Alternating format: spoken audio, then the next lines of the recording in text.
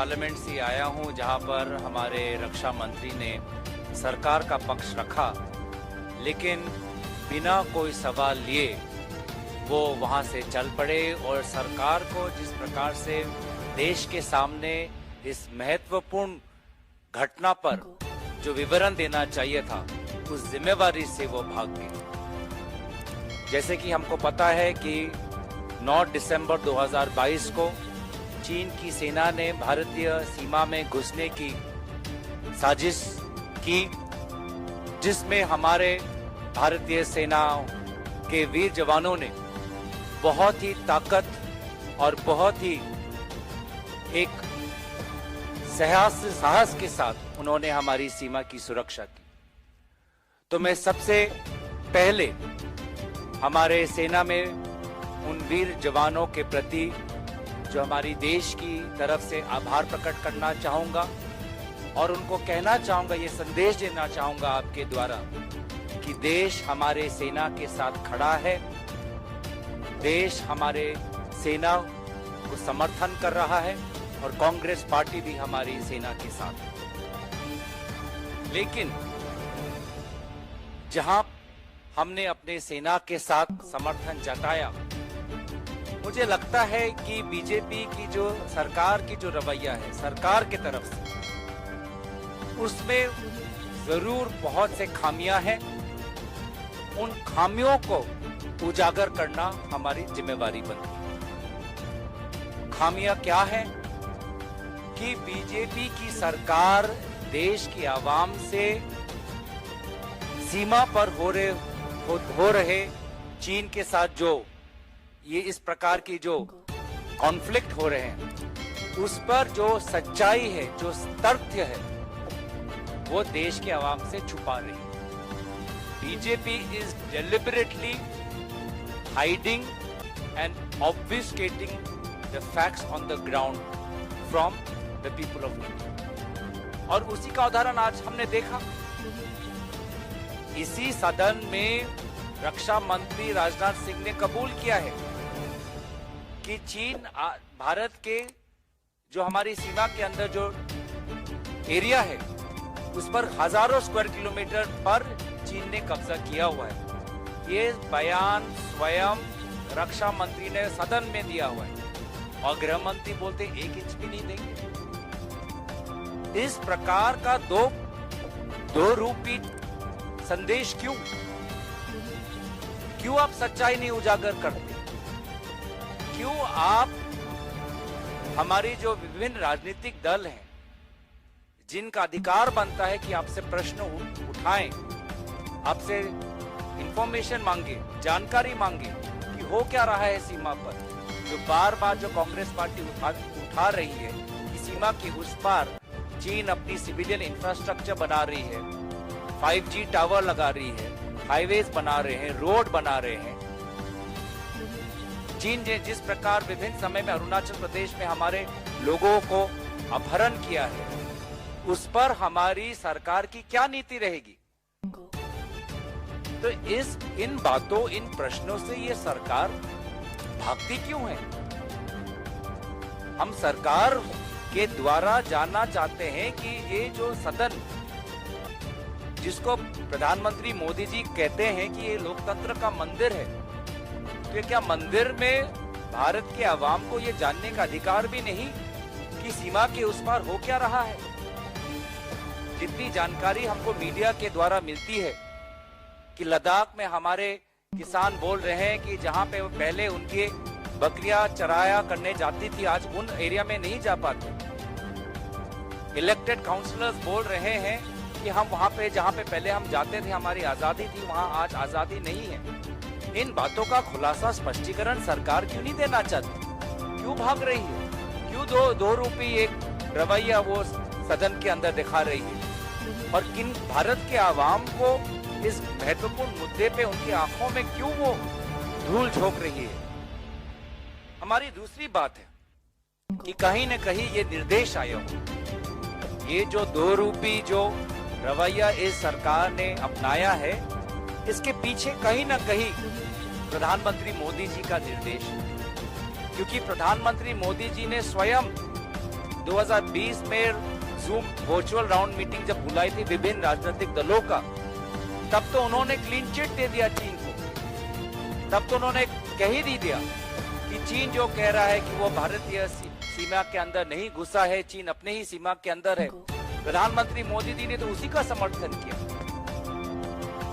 और उन्हीं के उन बातों को सुरक्षित रखने के लिए आज सरकार हमको गुमराह कर रही है।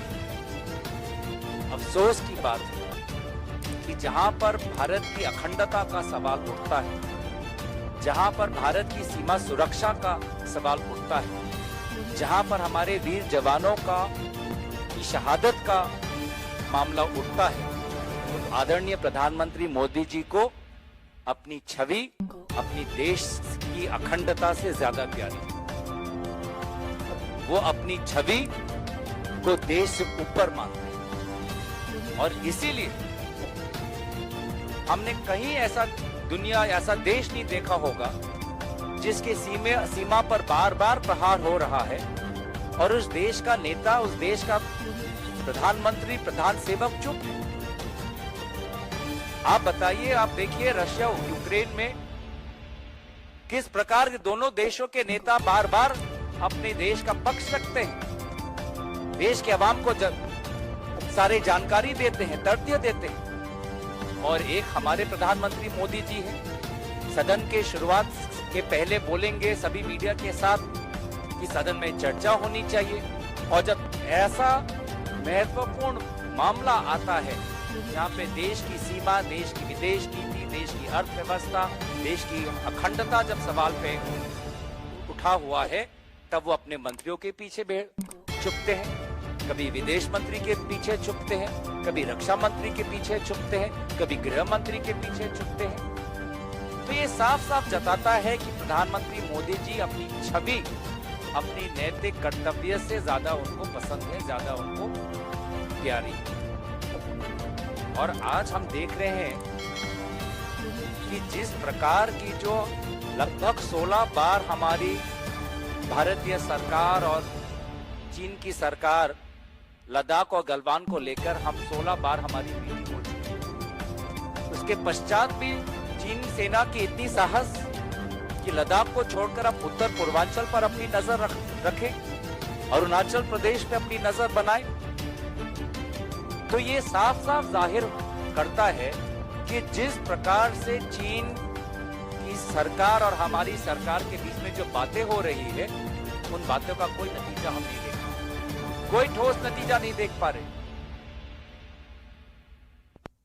आज हम देख रहे हैं कि भारतीय सरकार के कारण ऐसे प्रकार के बफर जोन बनाए जा रहे हैं, ऐसे प्रकार के डिसएंगेजमेंट एग्रीमेंट हो रही है, जहां पर भारतीय सेना जो गलवान क्लैश होने से पहले जहां पे पेट्रोलिंग करती थी, और वहां पे पेट्रोलिंग नहीं कर पा रहे। मानो कि भारतीय सरकार हम अपने ही सेना के उनके जो उनकी जो आजादी है पेट्रोलिंग की, उनके हमने बाजुएं हमने बांध के रखे हैं, उनको जकड़ को रखा है।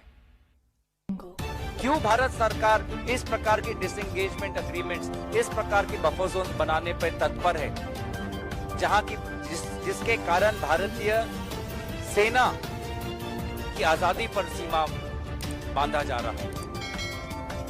इस प्रकार का कॉम्प्रोमाइज क्यों? इसीलिए तो चीन को बार बार ये साहस मिल रहा है कि वो अब उत्तर पूर्वांचल में भी इस प्रकार का माहौल बनाए, उसमें भी फिर बाद में डिसएंगेजमेंट एग्रीमेंट होगा, उस पर भी बफर जोन होगा, भारतीय सेना और पीछे हट जाएगी। तो ये सारे डिसएंगेजमेंट एग्रीमेंट और बफर जोन का फायदा किसको मिल रहा है? अंत में चीन को। और इसीलिए हम बार बार कह रहे हैं कि भारत की जो अखंडता है, उसकी सुरक्षा भाजपा सरकार नहीं करता, कोई ठोस रणनीति नहीं है। समय कहां है? सांप्रदायिक राजनीति और निर्वाचन के अलावा इनके पास समय कहां है देश के बारे में सोचने के? चीन ने एक ऐसा हमारे सामने एक समस्या खड़ी कर दी है, पूरी सरकार और सारे दलों को एक साथ कर एक ठोस हमको एक स्ट्रेटेजी बनाना है, रणनीति बनाना है, लेकिन समय कहां है? आज हमारी चीन के साथ जहां पे हम उनकी बायलैटरल ट्रेड बढ़ती जा रही है। आज विदेश मंत्री जयशंकर जी बोलते हैं कि नहीं, जब तक सीमा पर पहले जैसी अवस्था नहीं रहेगी तो भारत और चीन के रिश्तों के बीच में पहले जैसा वातावरण नहीं होगा। तो बार बार बायलैटरल ट्रेड क्यों बढ़ रहा है, जिस बायलैटरल ट्रेड से चीन को ज्यादा फायदा हो रहा है? तो हमारी इकोनॉमिक स्ट्रेटेजी क्या है?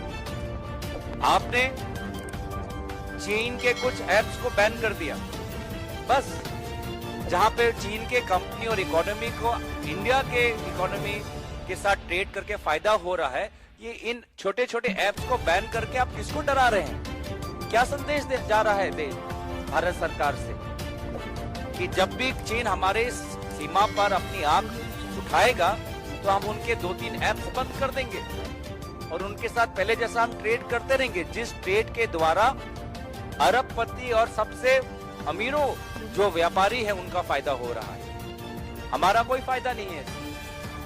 लेकिन भारत सरकार आज चुप भी बैठी है। भारत सरकार की डिप्लोमेटिक स्ट्रेटेजी क्या है? दक्षिण आसिया में जहां पर हमारे रिश्ते कितने बुलंद थे बांग्लादेश, नेपाल, श्रीलंका के साथ, आज उस दक्षिण आसिया में आज चीन घुस आया है। हमारी ईस्ट एशिया के साथ क्या रणनीति है? हमारी आसियान के साथ क्या रणनीति है? तो डिप्लोमेटिक स्ट्रेटेजी कहां है हमारी?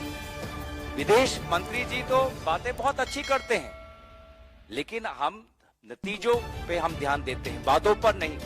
हम देख रहे हैं कि दक्षिण आसिया में चीन का प्रभाव बढ़ता जा रहा है।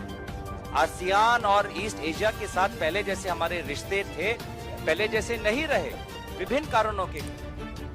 तो अगर भारत को चीन के इस दुस्साहस का अगर जवाब देना है तो भारत को विभिन्न देश के सरकारों के साथ बातचीत करनी पड़ेगी।